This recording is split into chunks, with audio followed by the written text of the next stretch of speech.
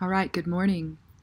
I'm Jan Erickson from Stepping Aside, and welcome to Somewhat Daily Tarot and Rune for the 30th day of July, 2018. I was harvesting kale yesterday, and I made kale chips for the first time in my dehydrator last night, and they're yummy. So that's what I've been doing this weekend, just working in the garden. I hope you all had a great weekend. I know I did. A bunch of zucchini, and my chickens are so happy. They love it. The other thing they like is watermelon. It's nice because you could take and we could buy a watermelon and eat half of it and give the other half to the girls, and just cut it in half and just give it to them, and within just minutes they make it into a bowl. So they take all of it out. They love watermelon, the chickens do. Well, it's Monday. Not my favorite day of the week, but it's going to be 102 here today on the high desert, so I'm out here on my deck. I had to set up out here instead of out at the she cave because I forgot last night to plug my laptop in, so I have to be here on the front deck to get some power. So I'm in this little tiny section. I have a tri-level deck, and I'm just in this little tiny section where I could be close to the power cord.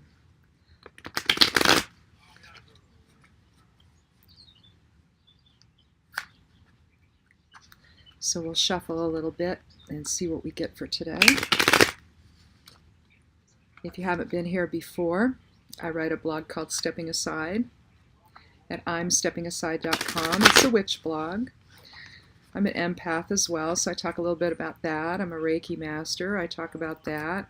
Not really as much as I do other things, but I talk about cannabis. I'm a cannabis patient.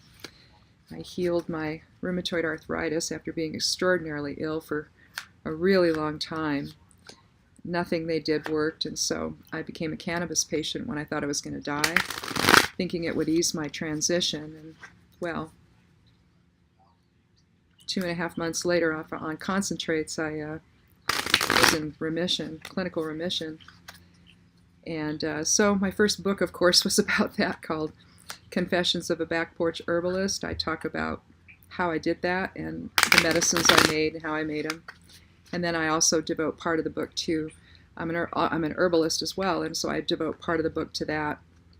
And with the idea that everything I have, growing around my property can keep me well.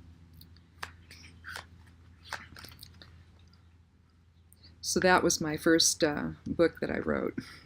I think I'm on my 7th I'm writing now. This one's going to be a novel.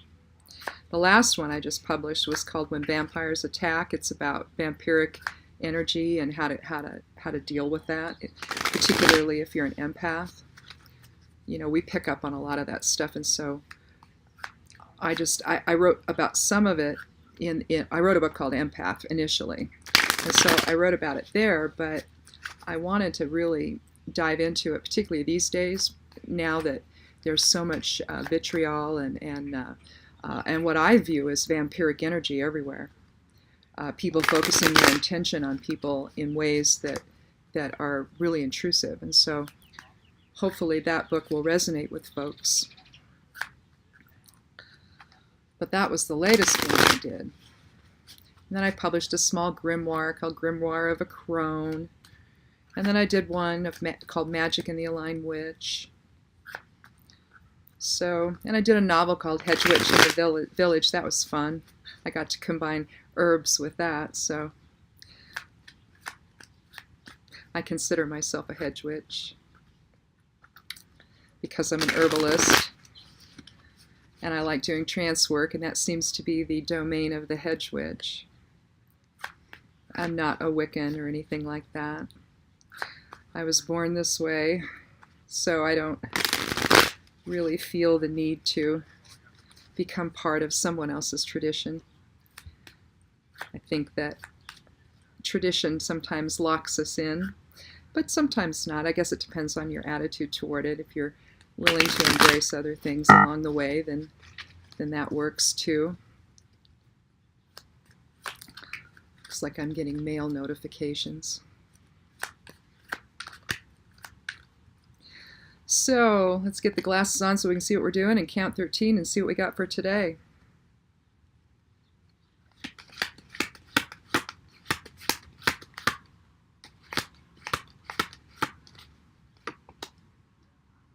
Oh, 7 of Cups. 7 of Cups is, well, I like to view it as options, but most people view it as delusion or dreaming of things you don't have, or temporary success. But where does all of that begin if not in some kind of a planning stage, right? So whether you're going within and coming up with all of this, or you're dreaming about it and dreaming of the future, a lot of this, I mean, we're seeing lots of different things. You've got some jewels here. You've got a new home. It looks like a castle. Possibly this looks like a man possibly dreaming of a love, an upcoming love that he might find. Looks like there's a snake for renewal and rebirth. A wreath for success. So we're dreaming about options, about what could happen in the future, about ways to manifest our world. So, but the 7, of course, is a number I view anyway of balance, and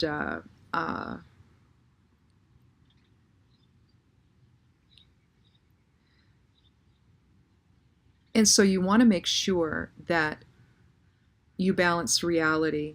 In this case, that you would be balancing reality with dreams. So while we don't want to say, well, we don't want to shoot for the moon. I mean, we don't want to not necessarily do that and go beyond limits. At the same time, sometimes our imagination can get the better of us, and so I think what this card traditionally means is that maybe our heads are too much in the clouds and we're not thinking realistically about things. You know, that we might be inventing problems, that we might be inventing, you know, more than really is there, or more than can really be. So sometimes this has to do with illusion. But on the other side of that is possibility. So I just look at this card as more of one of possibilities. I mean, sure, you know, if you're given to ideas of fancy or whatever, you know, then maybe this could resonate in that way for someone. But on a more positive note, I just look at this as possibilities. Everything is a projection of thought, okay? The thought of the creator into form, right? So we think, we manifest. So who's to say, you know, that this is a bad thing? You know, that we're going to manifest something that doesn't even make sense, that's not realistic. So I've never looked at this card as something that's negative. I look at it as possibilities. So let's see what the rune has to say for what those possibilities might be. I make other than the crystal ones, the stone ones, although I did get some nice small flat stone at the coast one time. And I did do a set of runes from that, but I don't carve into stone, so I don't do it. I don't make them. I do make my wooden ones though, and so the set I'm using today, I'll just pull one out, is made from hawthorn. I have we brought in some hawthorns from my husband's family home where he grew up, and before his parents sold their house. And we brought them here, and of course once you do that, you're going to have hawthorn everywhere. But it's a wonderful tree. It's considered a fairy tree and a witch tree, and so you want to ask permission. It's got thorns, so you want to be very careful. The thorns can be taken off the branches carefully for spell work and whatnot. They're a nice addition to a protection bottle, a little tiny, bottle you might create for someone for protection. But I have a lot of different trees that some of them I haven't done, like like the cherry trees I've not done one from that. I have some apricot that I need to do a set of runes from. But I just love this one. And what I do is I would burn the rune into it. So here we have Vunyo. It looks like the letter P. And Vunyo means joy. So when we're talking about here, this is not a bad thing. I'm telling you, it really, really isn't.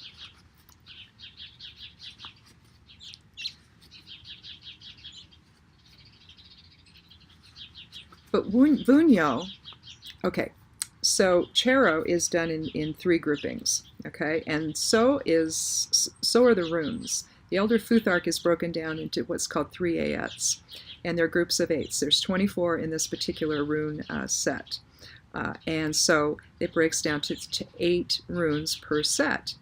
And Vunyo is the last one in the first grouping of runes. And let me see if I say all this right. So I'm going to go and I'm going to the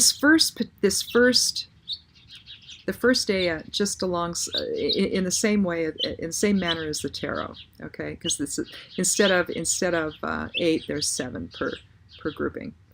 But we're talking about practical matters and human within society, personal awakening, integration into the community, and all of that. And so Vunyo, when you're talking about that one, you're talking about the 8th rune of the Elder Futhark.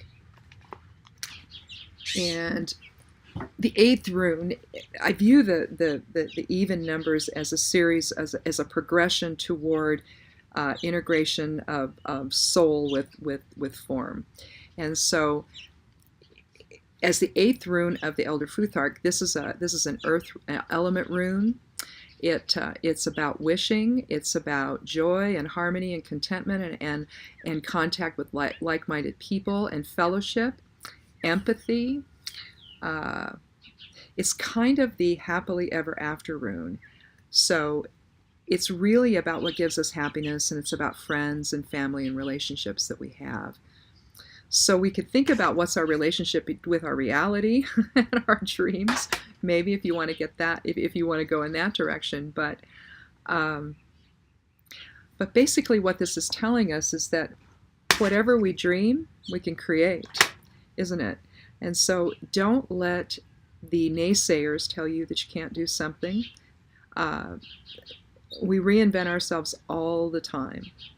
It doesn't matter how old you are. You hear of people, I'm 60 years old, I turned 61 in October. You hear of people far older than I am returning to college and getting a degree. Whether or not they get employed afterwards really isn't their goal. It's simply about doing something like that and setting that goal and achieving it. So it's really, and for them, it's really more about the process involved. And so are we going to approach all of this with eagerness and joy and the promise of fulfillment, really? That's why I really just hate it when people say, oh, this is about, delusion or illusion. It not necessarily. People thought innovation, how much of innovation people thought wasn't even possible, and yet look where we are in this world. So we have a guy who sent a sports car to Mars. So, I don't know. I think we can do anything.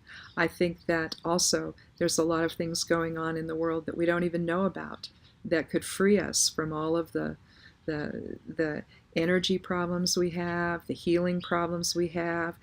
There's truth out there that we don't even know about. And so shame on the powers that be that don't seem to want to give that to us. Okay, so we're not going to do this for me. There's a thing you can go get into right over there. I have one of those non-toxic bags that you hang. I guess it started out with cows or something, but I have them in my chicken coop, and I have one hanging over here for wasps and flies and things like that, because I like my bees. I don't like the other things. So anyway, sorry to get off track there, but how many times do people just say, oh no, you can't do that, or we tell ourselves, no, we can't do that? It all begins with a dream, doesn't it? It all begins with a maybe I could do that, or I wonder if that could happen, or I wonder if I could accomplish that, or what would it look like if that happened, if I did this? What if I planted, these flowers here? What would that look like? What if I decided to change my life and go and quit my job and go do something else that I've always wanted to do? You just never know. So don't allow someone else to cast doubt on your dreams, because they all begin here.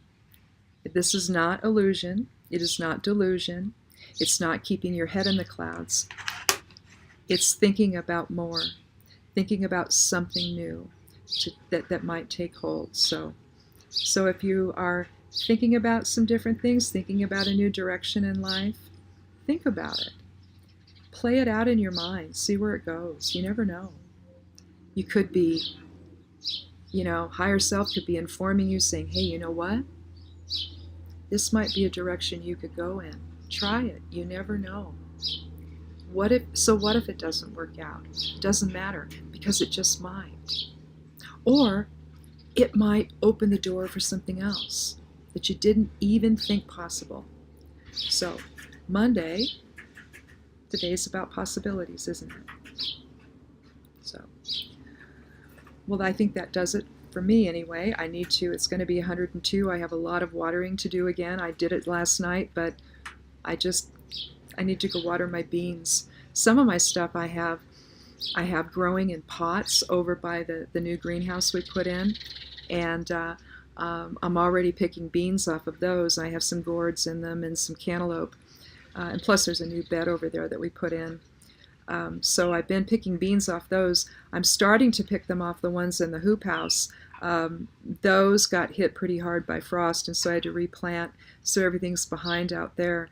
But it's starting, and so once they start, then they get pretty prolific pretty quickly. So that's what I'll be doing today, but probably just till about noon, and then I'm coming back into the air conditioning, because I don't do 102. Okay, I'm a crone, and women, you know what that is. So we don't do heat well. Herbs for the crone, especially now. If you're given to hot flashes, Vitex tincture, Vitex berry tincture, motherwort tincture, any of the soothing herbs like oat straw, to just sort of, an oat straw tea or a blend. Anything to, keep you cool. But motherwort, that's the stuff. So I'm Jan Erickson from Stepping Aside. This has been Somewhat Daily Tarot and Rune. We'll see you tomorrow, and have a lovely day, and blessed be.